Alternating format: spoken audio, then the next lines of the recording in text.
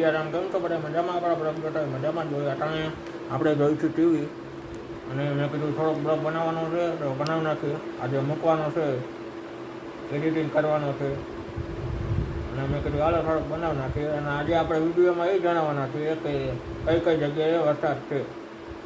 હવે બન્યા રહેતો વિડીયોમાં, મળીએ આગળ વિડીયોમાં. જય સિયારામ, જય દ્વારકાધીશ, જય રામાપીર. કેમ છો બધા મજામાં ને? આમ તો જો કે મજામાં જ હશો. યશના બ્લોગ જોતા હોય ને બધા મજામાં જ હોય. તો આપણે તો વરસાદનું તો જો કેવું ચાલુ થઈ ગયું છે. હવે તો બધી જગ્યાએ વરસાદ માંડ્યો વરસવા. અમારા હિતા રોજ કહેતો હોય કે દાદી કે વાદળા કેમ કે હાલ્યા જાય, હાલીને જાય, આપણે હાલીએ ને એમ. મેં કીધી વાદળા હવે પાણી ભરવા જાય છે. પાણી ભરશે તો અહીંયા આપણે વરસાદ થશે ને. તો રોજ મને પૂછતો હોય, સાયકલ હલાવતો હોય ને તો કે દાદી કેમ કે વાદળા કેમ રોજ હાલીને જતા હોઈએ કે આપણી જેમ જ કે હું ભાઈ આપણી જેમ હાલે જ છે. તો કાલે તો ઘણી જગ્યાએ હતો વરસાદ. જોકે રાજકોટ હતો, ગોંડલ હતો અને જુનાગઢમાં તો પવન બહુ જ હતો અને વાવાઝોડા જેવો પવન હતો, એવો હતો વરસાદ હતો. રાણા કંડોળા અને એમનો બધે હતો. એ સાઈડ આમ ચોટીલા ને એ બાજુ બધે વરસાદ પહેલા હતો. હા, 2-3 દિવસ પહેલા હતો વરસાદ. અહીંયા તો જો કાંઈ આવ્યું નથી આપણે ત્યાં, પણ એમાં કાંઈ નક્કી ના કહેવાય અત્યારે. વરસાદ આજે તે શું થશે? યસ, કેરી બેરી ખવાશે?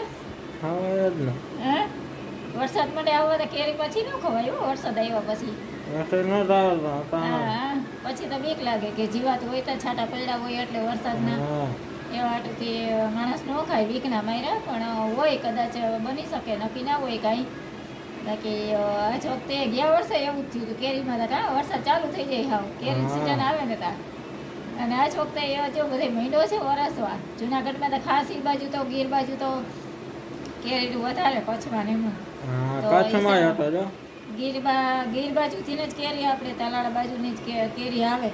એટલે માણસને એ બાજુ જ વરસાદ થાય તો માણસ એમ કે કેરી કેમ ખાવી અમે, વરસાદ આવે તો છાંટા પડી ગયા હોય એટલે ન ખવાય એમ કે. પણ અત્યારના છોકરાઓ માને નહીં, એમ કે ના કેરી તો ખાવી જોઈએ.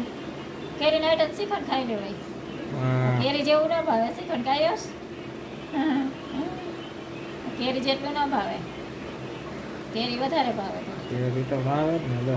કેરી સુધારી નહીં ખાઈ શકીએ અને આ તો પછી ન ખાઈ શકીએ ને.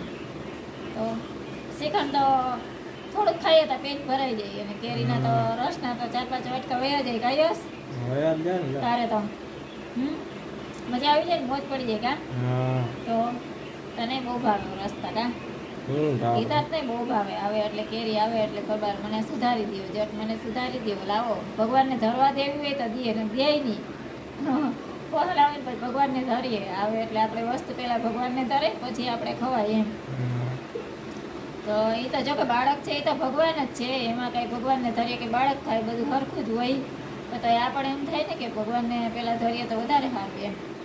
તો આ છોકરાઓનું તો એવું હોય, નક્કી ના હોય, કાંઈ આપણું ધ્યાન ના હોય ત્યારે લઈને ખાવાય માંડે. આપણે ગમે તે નવી વસ્તુ ઘરમાં આવે કોઈ પણ આપણે બનાવીએ કાંઈ રસોઈ તો આપણે એમ કે ધરીએ ભગવાનને, કે આપણે ભગવાનને ધરીને પછી ખાઈએ એમ. ને આ છોકરાઓ હોય તો ખાઈ લઈએ તો હાલે, તો ભગવાન જ કહેવાય. એટલે આજ વખતે વરસાદની વાટ જોજો. વહેલો વરસાદ છે. બધા જેને કેરી ખાવી હોય મંજો ખાવા. કહીશ નક્કી ના કહેવાય. ગરમી એટલી પડે છે, તપ એટલો પડે છે ગરમીમાં, એમ કે ઘટાડો થાય.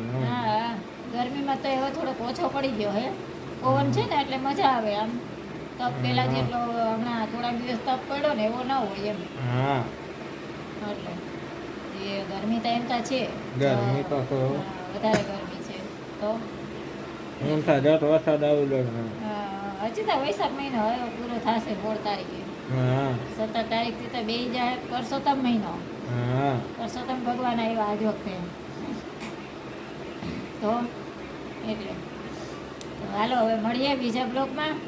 આજનો બ્લોગ અહીંયા જ પૂરો કરીએ. જય દ્વારકાધીશ. કાલે જવાનું? ક્યાં જવાનું? કાલે જવાનું છે આપણે બેનના ઘરે. બેનના ઘરે? ઈશ્વરિયા.